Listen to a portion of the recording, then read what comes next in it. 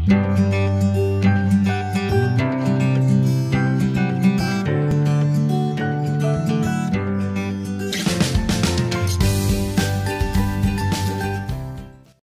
And welcome to our channel study Sthal. तो जैसा कि हम चैप्टर पढ़ रहे थे रेशियो एंड प्रोपोर्शन, तो रेशियो के चैप्टर में हमने अब तक 20 क्वेश्चन किए थे। अब इसके बाद 21वां जो क्वेश्चन है वो किस प्रकार दिया गया है। 21वें प्रश्न में बताया गया है, यदि दो बर्तनों में दूध व पानी का अनुपात 5:3 है तथा 2:3 है, यानी एक बर्तन में दूध और पानी का अनुपात 5:3 है और दूसरे में 2:3 है। इन मिश्रणों को किस अनुपात में मिलाया जाए कि नए मिश्रण में आधा दूध और आधा पानी हो जाए। इस प्रकार के प्रश्न हम कैसे सोल्व करेंगे, तो देखिए हम सबसे पहले तो मान के चलते हैं कि अभिष्ट अनुपात जो है, अभिष्ट मीन्स रिक्वायर्ड, जिस अनुपात में हमें ये दोनों मिश्रण मिलाने पड़ेंगे वो मान लेता हूँ मैं x/1 है या फिर k/1 ऐसे मान सकते हैं। k/1 है। तो पहले बर्तन में दूध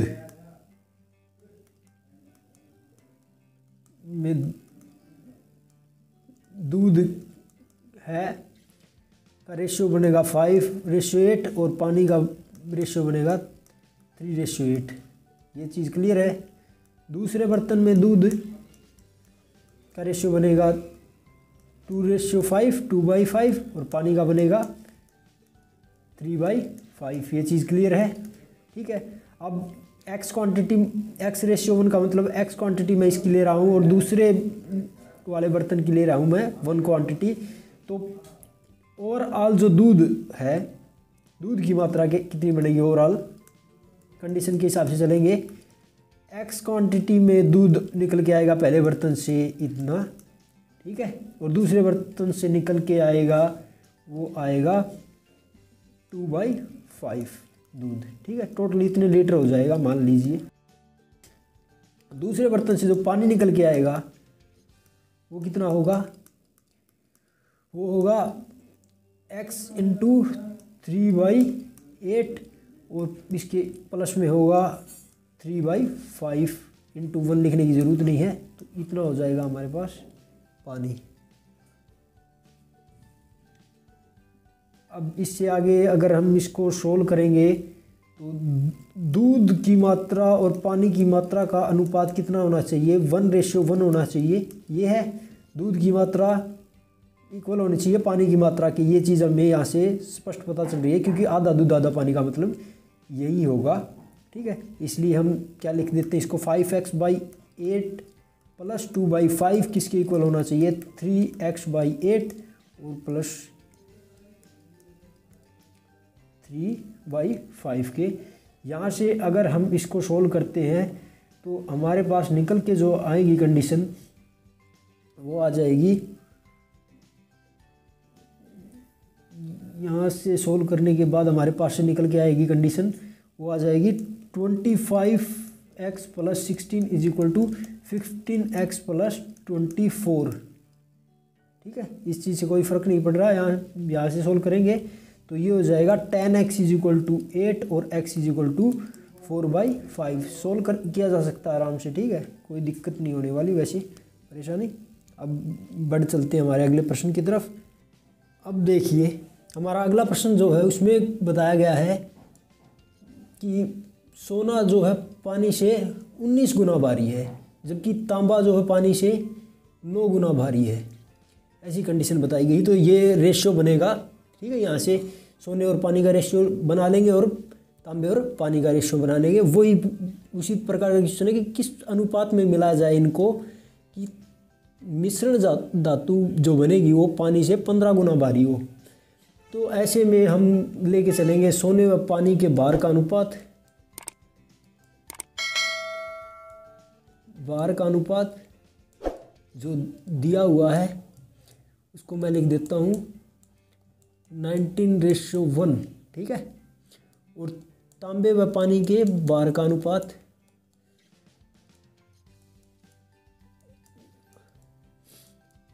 इसको लिख देते हैं 9:1। ठीक है। अब यहाँ से अब अनुपात का नहीं हमें ज्ञात है तो हम मान लेते हैं माना अभिष्ट अनुपात, जिस अनुपात में इनको मिलाया जाना चाहिए वही है x/1 मान लेता हूँ मैं, ठीक है। अगर क्वांटिटी लेके चलते हैं टोटल ओवरऑल तो देखिए इनकी तो क्वांटिटी हमने लेनी पड़ेगी सिंगल सिंगल, ठीक है। ठीक है, तो कैसे करेंगे देखिए 19x, ठीक है, x/1 मानना है तो 19 क्वांटिटी तो हो जाएगी सोने की, ठीक है, x/1 में, और प्लस में 9 क्वांटिटी हो जाएंगी तांबे की। ये x अमाउंट लेनी है इसकी और इसकी लेनी है 1, ठीक है। x/1 का मतलब है इसकी क्वांटिटी जहाँ x लेंगे वहाँ इसकी क्वांटिटी 1 लेंगे, ठीक है। यहाँ से निकल के आएंगे मिश्र धातु, ठीक है, और पानी से जो मिश्र धातु बननी चाहिए वो कितनी भारी बननी चाहिए 15 × x + 1। टोटल क्वांटिटी का 15 गुना किसके बराबर होना चाहिए, ये मिश्रण धातु बन के आई है इसके बराबर होना चाहिए, ठीक है। यहाँ से सोल्व करते हैं तो 19x + 9 = 15x + 15। यहाँ से x इस साइड लेके आए तो ये 6 के इक्वल हो जाएगा और x = 3/2। तो रेशियो कितना निकल के आएगा हमारे पास 3:2 निकल के आएगा। देखिए अगला जो प्रश्न है वो कुछ इस प्रकार दिया गया है कि संपूर्ण पृथ्वी पर जल और थल का अनुपात 2:1 है, और यदि उत्तरी गोलार्ध में यह अनुपात 3:2 है तो दक्षिण गोलार्ध में जल और थल का अनुपात कितना होगा। ये मान लेते हैं हम ये पृथ्वी है, ठीक है, इसका एक पार्ट जो है नॉर्थ हेमिस्फीयर है और दूसरा है साउथ हेमिस्फीयर, ठीक है। तो संपूर्ण पृथ्वी पर जल और थल का अनुपात दिया गया है 2:1। मैं मान लेता हूँ सबसे पहले तो माना पृथ्वी का कुल क्षेत्रफल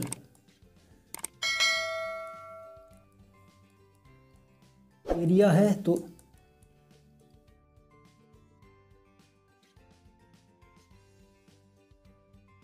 1 किलोमीटर स्क्वायर मान लेता हूँ, ठीक है। नॉर्थ हेमिस्फीयर का अगर लेके चलते हैं उत्तरी गोलार्ध का तो उसका क्षेत्रफल ऐसी कंडीशन में a/2 हो जाएगा और इतना ही हो जाएगा हमारे पास साउथ हेमिस्फीयर का भी। दक्षिण गोलार्ध का भी क्षेत्रफल कितना बनेगा हमारे पास a/2 किलोमीटर स्क्वायर, इतना ही बनेगा, ठीक है। अब उत्तरी गोलार्ध में भूमि निकालते हैं हम। उत्तरी गोलार्ध में भूमि, उत्तरी गोलार्ध में जो कुल भूमि का एरिया होगा वो कितना होगा a/2 और इंटू में मल्टीप्लाई कर देंगे भूमि का कौन सा भाग उत्तरी गोलार्ध में 3:5, ठीक है। भूमि का ठीक है, यहाँ से 3:5 निकाल कर दे जल और थल का, सॉरी ये 2/5 हो जाएगा क्योंकि पहले वाला जल का अनुपात है, ये जल का अनुपात है और ये है हमारे पास थल का। थल का हिस्सा 2 हिस्से थल के हैं और 3 हिस्से जल के हैं, तो टोटल 5 हिस्सों में 2 हिस्से थल के हैं। तो यहाँ से लेकर चलते हैं तो ये कितना निकल के आएगा यहाँ से a/5 किलोमीटर स्क्वायर, ठीक है। दक्षिण गोलार्ध में अब चलते हैं हम आगे बढ़ते हुए। दक्षिण गोलार्ध में भूमि का जो क्षेत्रफल होगा वो किस प्रकार हमें नहीं पता कितना होगा, लेकिन हम उसको रेशियो में मान सकते हैं। भूमि व जल का अनुपात मान लेते हैं, वो ये x/1 मान लेते हैं, ठीक है। अब दक्षिण गोलार्ध में भूमि का क्षेत्रफल कितना होगा, टोटल एरिया a/2 और भूमि मानी है मैंने x किलोमीटर स्क्वायर, x के रेशियो में, और नीचे इन दोनों का सम आएगा, ठीक है। कितना बन जाएगा ax/2 × x + 1, इतना हो जाएगा हमारे पास दक्षिण गोलार्ध में भूमि, ठीक है। उत्तरी गोलार्ध की भूमि और दक्षिण गोलार्ध की भूमि, दोनों भूमियों को मिला देता हूँ मैं। a/5 प्लस में ax/2 इंटू एक्स प्लस 1। तो ये भूमि का हिस्सा ओवरऑल कितना निकल के आना चाहिए हमारे पास, कितना बताया है, भूमि 1:2 के रेशियो में है, यानी एक हिस्सा भूमि का है और बाकी टोटल हिस्से कितने हैं, 3, 2 हिस्से पानी के और एक हिस्सा भूमि का। तो नीचे ओवरऑल टोटल लिख देंगे। यहाँ से इसको फर्दर सोल्व करते हैं हम, ठीक है, टोटल एरिया का, सॉरी, इनटू में ए भी आएगा क्योंकि एरिया लेके चल रहे हैं हम। ये यहाँ से कैंसिल हो जाएगा तो ये निकल के आएगा हमारे पास। ए को कैंसिल होने के बाद ओवरऑल कंडीशन बनेगी x/2 इंटू एक्स प्लस 1 इस साइड हो जाएगा और 1/3 और ये 1/5 उस साइड में जाके माइनस का हो जाएगा। इसको फर्दर सोल्व करेंगे तो ये 2/15 निकल के आएगा यहाँ से, और ये इसको आगे सोल्व करेंगे, ये इसके इक्वल हो जाएगा। ऐसी कंडीशन में 15x इक्वल आएगा हमारे पास 4x प्लस में 2 के, और 11x हमारे पास इक्वल आ जाएगा 4 के, और x की वैल्यू कितनी आ जाएगी, 4/11। तो इस कंडीशन के हिसाब से हमें x/1 की वैल्यू मिल गई है 4/11। यही हमारा आंसर है। ठीक है, अब आगे बढ़ चलते हैं हमारे अगले प्रश्न की तरफ। अगले प्रश्न की तरफ बढ़ चलते हैं। 24वां प्रश्न देखिए, 1653 रुपये को अमित, विपिन, वसुंधरा, 3 पर्सन है, उनके बीच बांटा गया है, शेयरिंग की गई है कि अमित को मिलने वाले प्रत्येक 2 रुपये पर विपिन को 3 रुपये मिलते हैं। ठीक है, और विपिन को मिलने वाले प्रत्येक 4 रुपये पर 3 रुपये मिलते हैं। जब जब 2 रुपये अमित को मिले, विपिन को तब तब 3 रुपये मिले। तो अमित और विपिन का अगर मैं रेशियो रखूँ, यहाँ से निकाल के रखूँ, तो वो कितना लिख सकता हूँ मैं, 2/3। ठीक है, जब इसको 2 रुपये मिले, इसको 3 मिले। और विपिन और वसुंधरा का निकालता हूँ मैं, वसुंधरा को W से लिख देता हूँ। ठीक है, ऐसी कंडीशन में विपिन को 4 रुपये मिले और वसुंधरा को कितने रुपये मिले, 3। ठीक है, इनको अगर मैं इक्विवेलेंट रेशियो निकालूँ तीनों का, A/V/W निकालूँ यहाँ से, तो इसको तो मैं मल्टीप्लाई कर देता हूँ 4 से और इसको कर देता हूँ 3 से, क्योंकि विपिन का रेशियो दोनों में इक्वल बैठना चाहिए, तभी इक्विवेलेंट रेशियो निकाल सकते हैं हम। ऐसी कंडीशन में 8/12 और यहाँ से निकल के आएगा ये 9। ठीक है, इस इक्वेशन को 3 से मल्टीप्लाई करने पर तो हमारे पास इनके इक्विवेलेंट रेशियो आ गए हैं। अब 1653 रुपये को अमित का हिस्सा जो निकालेंगे, तो उसके लिए हम 1653 डिवाइडेड में करेंगे 8 + 12 + 9। ठीक है, और इनटू में अमित का जो हिस्सा है 8 हिस्से लेगा, टोटल 29 हिस्सों में से। तो 1653 को डिवाइड करेंगे हम 29 से और इनटू में लिखेंगे 8। तो यहाँ पर कैंसिल हो जाने के बाद 5 पे कटेगा और उसके बाद 7 पे, तो लगभग ये 456 आ जाएगा ऐसी कंडीशन में। ठीक है, इसके बाद अगर विपिन का हिस्सा पूछता है, तो विपिन के हिस्से के लिए हम क्या करेंगे, 1653 को डिवाइड करेंगे हम 29 से और इनटू में करेंगे हम 12। ठीक है, 12 हिस्से इसके हैं, यहाँ से उठाया 12, और अब इसको 57 को अगर 12 से गुना करते हैं तो ये हो जाएगा 684 रुपये इसका हिस्सा हो जाएगा। और वसुंधरा का अगर निकालना चाहते हैं तो इसके लिए हमें 57 को किससे गुना करनी पड़ेगी, 9 से मल्टीप्लाई करना पड़ेगा, और हमारा आंसर आ जाएगा 513। ठीक है, क्वेश्चन हो गया हमारा सोल्व। ये तो एक इजी क्वेश्चन था। ठीक है, अब बढ़ चलते हैं हमारे अगले प्रश्न की तरफ। अगला प्रश्न क्या है, अगला प्रश्न जो है वो इजी प्रश्न है। इसमें बताया गया है किसी समय पर 1.5 मीटर ऊंचाई वाले लड़के की परछाई की लंबाई, सॉरी 1.4 है, ये 1.5 नहीं है, 1.4 मीटर ऊंचाई वाले लड़के की परछाई की लंबाई 1.2 मीटर है। किसी टाइम पे लड़का की हाइट 1.4 मीटर है, तो उसकी परछाई जो बन रही है, परछाई ऐसे बनेगी। ठीक है, ये बन रही है हमारे पास 1.2 मीटर। ठीक है, लड़के की ये परछाई और ये उसकी एक्चुअल हाइट है। उसी समय पर एक भवन की परछाई की लंबाई, भवन की परछाई ऐसे भवन खड़ा होगा, ये भवन की हाइट लगा ली मैंने DE, ये भवन है और यहाँ पर इसकी परछाई बनेगी। तो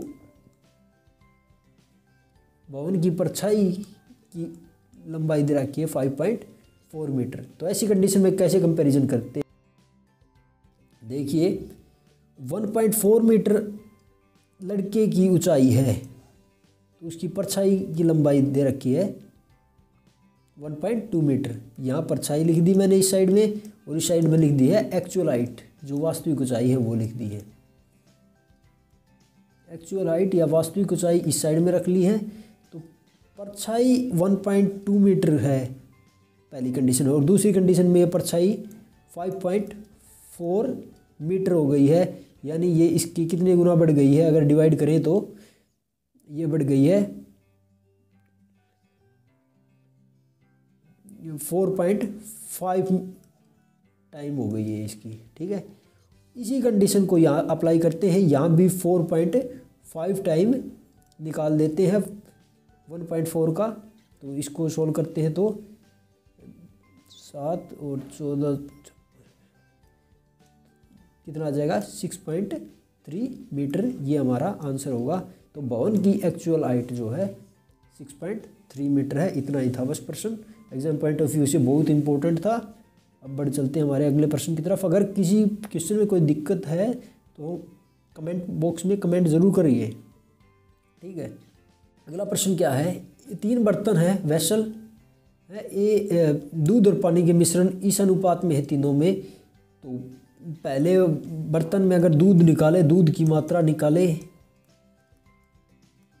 दूध की मात्रा का अनुपात तीनों बर्तनों में ही लिख देता हूँ मैं, A B व C में कितना कितना बनेगा 3/7 बनेगा, इसमें कितना बनेगा 4/9 बनेगा, तीसरे बर्तन में बनेगा 5/11, इतना बनेगा। ठीक है,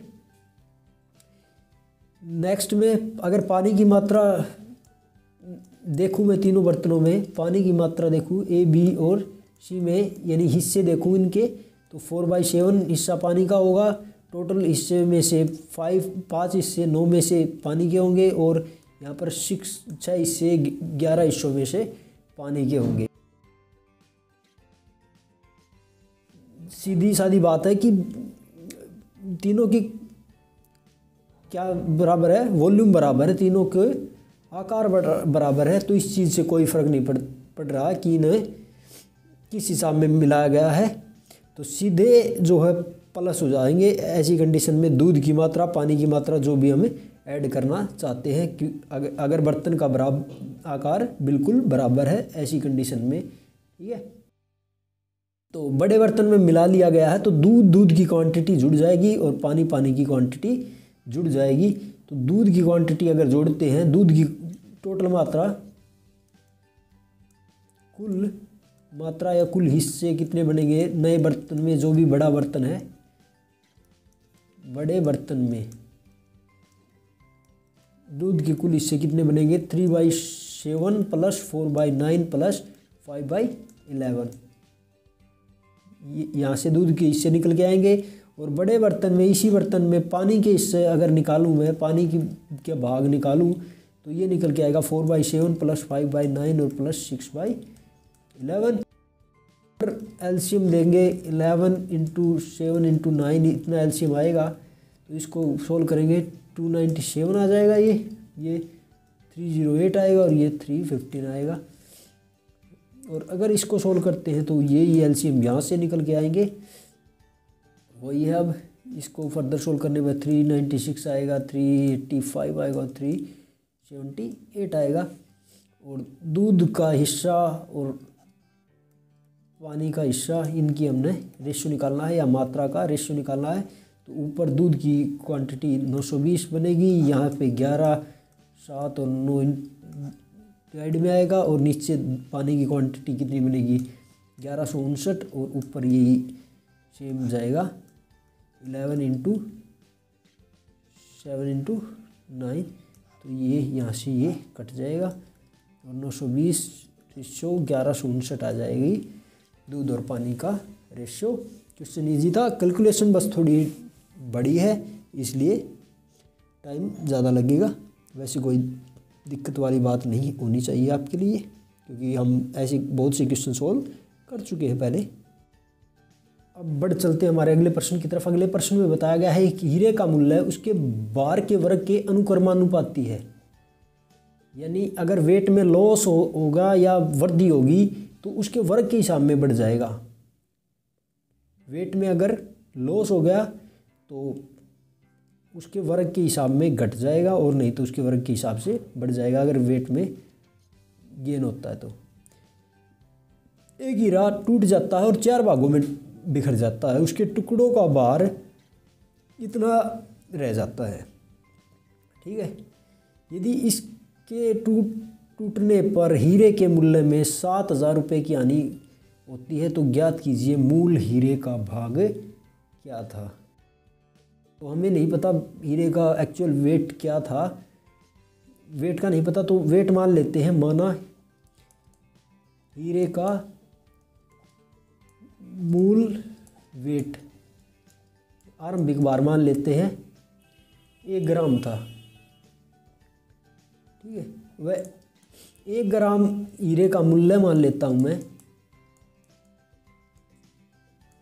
x रुपये था। ठीक है, इस चीज़ से किसी को कोई परेशानी नहीं होनी चाहिए, ऐसा हम मान सकते हैं। हीरे के पहले टुकड़े का भार निकालते हैं। पहले टुकड़े का भार निकालते हैं, कितना बनेगा ये 1/10वां हिस्सा बनेगा। ठीक है, दूसरे टुकड़े का अगर कहूँ तो ये बनेगा 2/10वां हिस्सा ग्राम बनेगा। तीसरे का कहूँ तो 3/10वां हिस्सा बनेगा, और चौथे का कहूँ तो 4/10वां है। ठीक है, ऊपर उसकी क्वांटिटी और नीचे रेशियो का सम ऐसे ही निकालते हैं। टुकड़ों के बाहर निकाल लिए हम। अब टुकड़ों के मूल्य कैसे निकालेंगे। मूल्य क्रमशः किस प्रकार होंगे। पहला तो बताया है कि इसका स्क्वायर हो जाएगा। x है 1 ग्राम का वेट, और इसका 1/100 का कितना हो जाएगा 1/10 का हो जाएगा 1/100, और इंटू में x कीमत लिख रहे हैं तो इंटू में कीमत लिखनी पड़ेगी इसकी। ठीक है, अब 2/2 का स्क्वायर होगा तो कितना हो जाएगा 4 हो जाएगा 2 का स्क्वायर, और नीचे हो जाएगा 100, और यहाँ से निकल के आएगा x। ठीक है, ये हो जाएगा 9/100 और x रुपये, और ये हो जाएगा 16/100 और इंटू में x। टोटल कीमत इतनी बनी। हीरे के मूल्य में कैसी कमी आएगी। पहले मूल्य हो रहा था x रुपये, लेकिन अब टूटने पर बनेगा उसका टोटल मूल्य x/100 प्लस 4x/100 और प्लस में 9x/100 और प्लस में 16x/100। तो ये अब वाला जो वैल्यू है हीरे की, और ये एक्चुअल जो पहले मूल रूप में जो वैल्यू थी वो तो 7,000 रुपये पहले वाली वैल्यू ज़्यादा थी, तो इसमें से हम लेस कर देते हैं। तो हमारे पास जो निकल के आएगा वो क्या निकल के आएगा x plus 4x plus 9x plus 16, 25 और 30 हो जाएगा 30x/100, इसके बराबर हो जाएगा 7,000 के। यहाँ से अगर सोल्व करते हैं इसको तो ये 7x/10 हो जाएगा यहाँ से, और ये किसके इक्वल होगा 7,000 के, और यहाँ से सोल्व करने पर ये हो जाएगा वहाँ जाके 70,000 और डिवाइड में 7, तो ये हो जाएगा हमारे पास 10,000। ठीक है, इजी क्वेश्चन था वैसे तो, कोई दिक्कत वाली बात नहीं होनी चाहिए, परेशानी नहीं होनी चाहिए। अब आगे बढ़ चलते हैं हमारे अगले प्रश्न की तरफ। अगले प्रश्न में क्या बताया है, देखिए अगले प्रश्न में क्या बताया है। आर्ट, कॉमर्स और साइंस में अध्ययन करने वाले छात्रों की संख्या का अनुपात दिया गया है 3:5:8 रेशियो में। ठीक है, यदि इन विभागों में छात्रों की संख्या में 20% की वृद्धि होगी, पहले में, दूसरे में 40% और तीसरे में 25%, अगर क्रमशः इतनी वृद्धि हो जाती है यानी कॉन्जुगेटिव, इन रिस्पेक्टिवली इतनी वृद्धि हो जाती है। तो विभागों में अब छात्रों की संख्याओं का क्या अनुपात होगा। देखिए अगर ऐसे दिया गया हो तो हम मान लेते हैं, माना आर्ट सेक्शन यानी कला संकाय में छात्र या विद्यार्थी 3x मान लेता हूँ मैं, तब वाणिज्य संकाय में कितने हो जाएंगे 5x हो जाएंगे, और जो साइंस स्ट्रीम या फिर विज्ञान में हो जाएंगे वो 8x हो जाएंगे। ठीक है, वृद्धि हो गई है। वृद्धि के बाद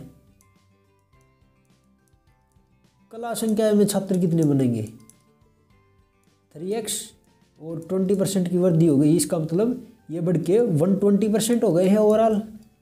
100 तो पहले थे ही, 20% की ओर इजाफे का मतलब कितना है 120%। 120% को मैं इस तरह लिख देता हूँ, 18x/5 हो जाएगा ये। और यहाँ से कॉमर्स में बढ़ के छात्र कितने हो जाएंगे अब 5x इंटू में 140। ठीक है, वही है, ऐड होने का मतलब ये है 100 में ऐड होगा ये। जब जो बढ़ने के बाद एक्चुअल वैल्यू बनी है वो पता चलेगी हमें। ठीक है, अगर इसको 7x लिख देता हूँ, और यहाँ से जो साइंस स्ट्रीम के बच्चों की बात करें तो साइंस स्ट्रीम में टोटल विद्यार्थी जो होंगे वो होंगे 125 इंटू ये कितने हो जाएंगे 12x हो जाएंगे। यहाँ से 10x ही होंगे, सॉरी 12x नहीं होंगे 10x ही होंगे ये। अब इनका रेशियो हमें निकालना है, अनुपात निकालना है, तो 18x/5 के रेशियो में लिखना हमें 7x, और यहाँ से लिखना है 10x। तो 5 अगर एलसीएम ले लेता हूँ तो 18, और x से x कैंसिल हो ही जाएगा सभी का, ये निकल के आएगा 35, और ये यहाँ से आ जाएगा 50। तो हमने क्वेश्चन सोल्व कर लिया है।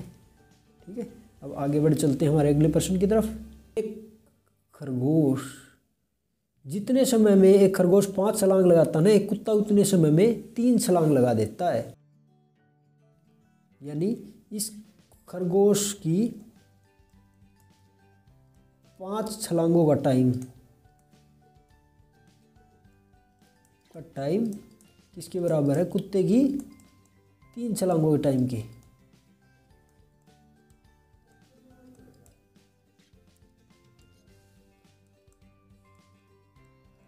जितने समय में खरगोश 5 छलांग मारता है, कुत्ता 3 ही छलांग मार पाता है। लेकिन कुत्ते की एक छलांग की लंबाई या छलांग में तय दूरी खरगोश की 3 छलांगों में तय दूरी के बराबर है।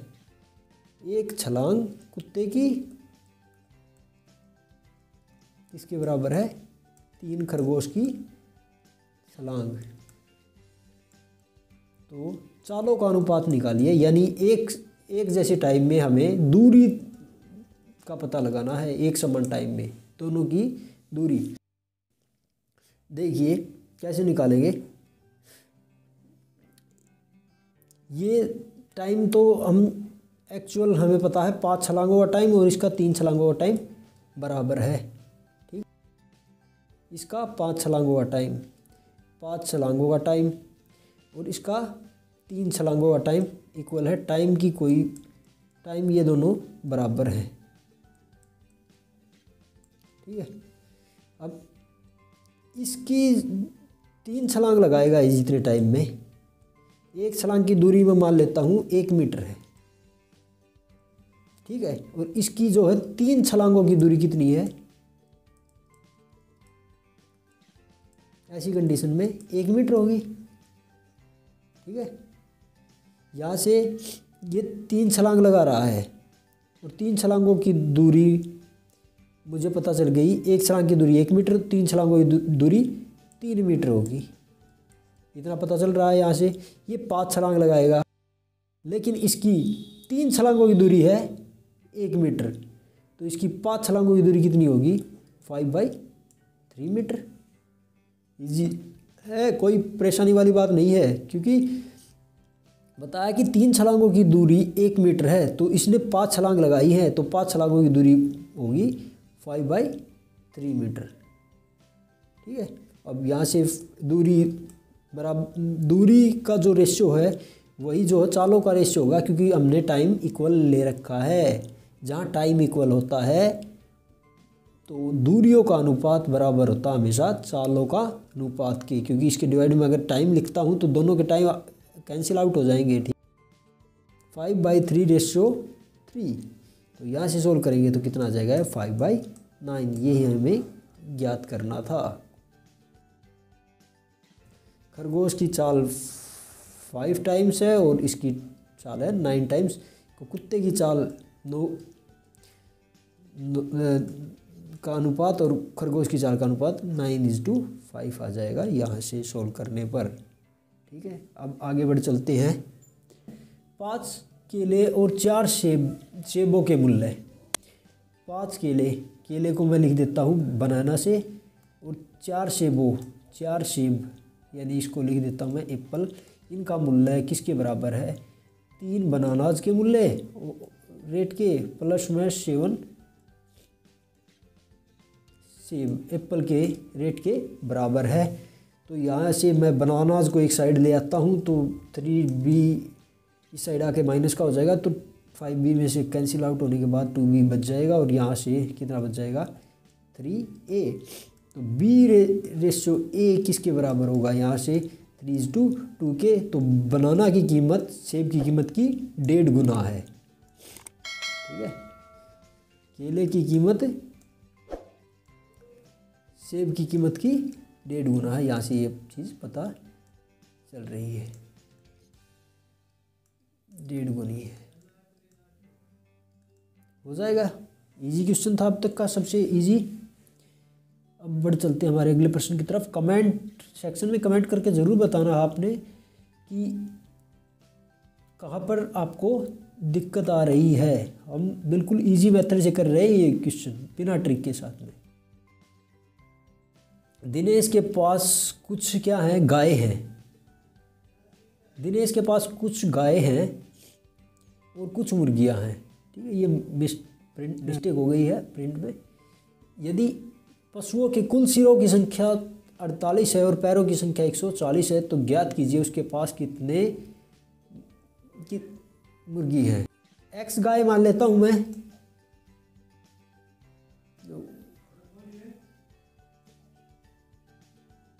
और वाई मान लेता हूँ मुर्गियों की संख्या।